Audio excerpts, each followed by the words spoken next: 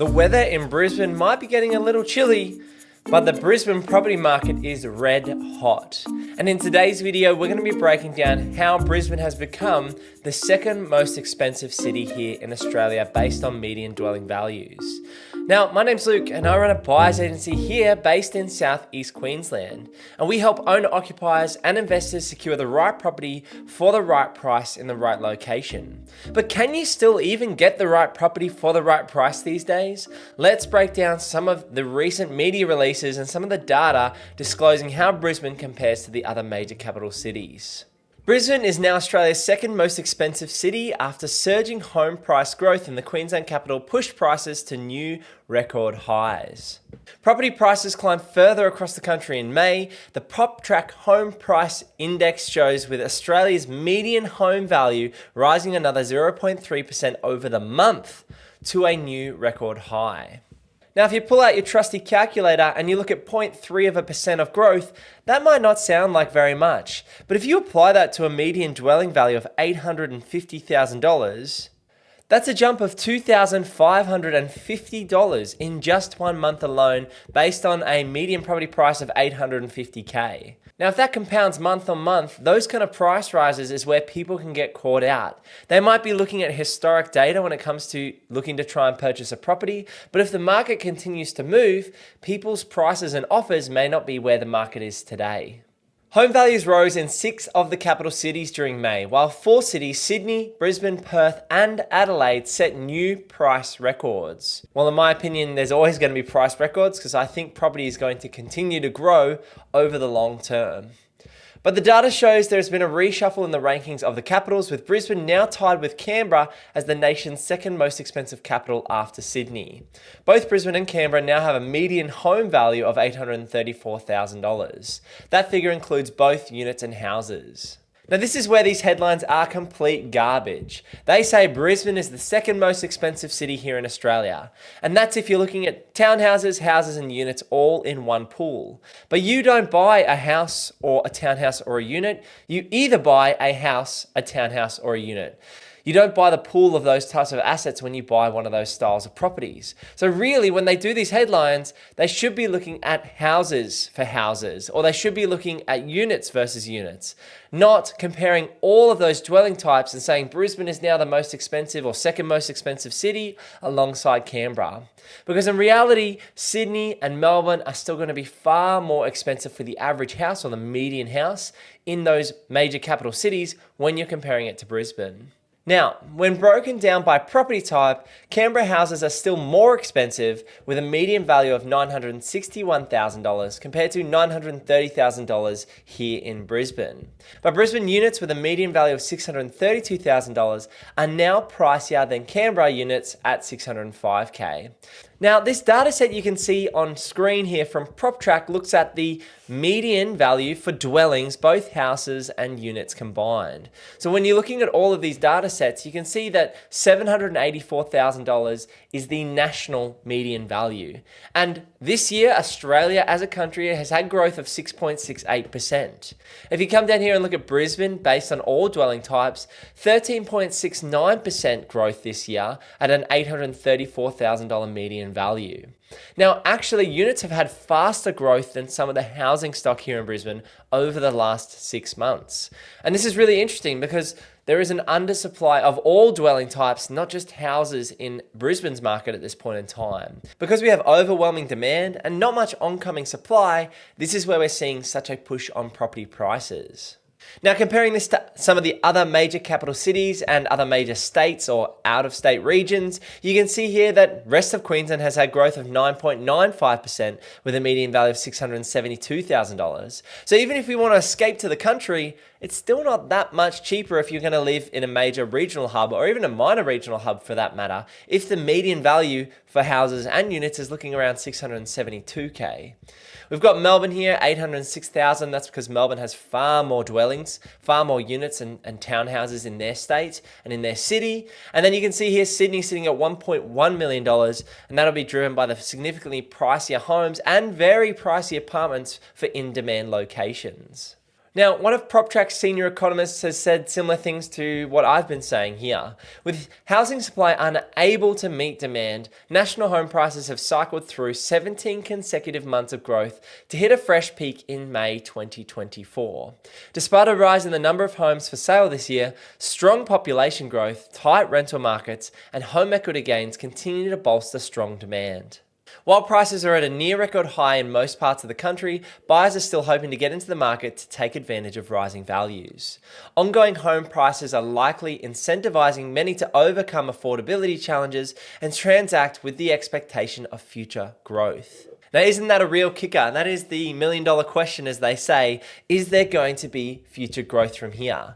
Now, if you look again back at the basic economic factors of supply and demand, and you look at the population coming into Australia with 300,000 to 500,000 immigrants each year, you look at the overwhelming demand for jobs and lifestyle and quality accommodation and education and infrastructure and transport, that's where we've got an overwhelming level of demand and a lacking supply. There's not enough happening in Australia's pipeline. And even when people are looking and developers are looking to do projects, there's usually a lot of pushback. There's usually a lot of red tape. There's usually a lot of difficulty going through council and even getting your civil works done to create land. So even creating land or doing subdivisions is very expensive. You would think you can just go out and sell a block in the middle of, southeast Queensland, 100 k's from the east coast. But you need to get council approval. You need to have the civil infrastructure, the roads, the sewerage, the water, the internet. There's actually a lot of money that goes into even just creating a parcel of land. So with the cost, or I like to say the floor, increasing, which is the cost of creating land, the time or labor costs being increased, and the material costs going up, and a rising ceiling where we're seeing more and more demand from overseas and interstate, I think property prices can continue to rise, even though we're seeing records being broken here. Now let's unpack a little bit more about Brisbane's market and where Brisbane is heading to from here and why we've had such strong growth this year. Now, Brisbane house prices have grown 68% since the pandemic, and it remains one of the strongest performing markets over the past 12 months, with home prices now 13.6% above the May 2023 levels. So we've seen a rise of 14%. Now, if you pull out a trusty calculator, that means you've had $110,000 worth of growth over a 12-month period if you've bought a property worth $850,000. So if you had a property sitting around May 2023, around $850K, that property's sitting around $960,000 in May 2024. And would you believe it? That's pretty much exactly what our property was valued at in May 2023. If you haven't seen it, I'll leave a link at the end of this video, but we recently sold one of our investment properties here in Brisbane. And there was a reason behind it. We're not jumping out of the market. We're actually reinvesting the capital and going again with bigger projects and bigger numbers. But to do that, we did need to sell one of our investment properties. And in May 2023, that value would have been $850K. We had some agents appraise the property at that point in time.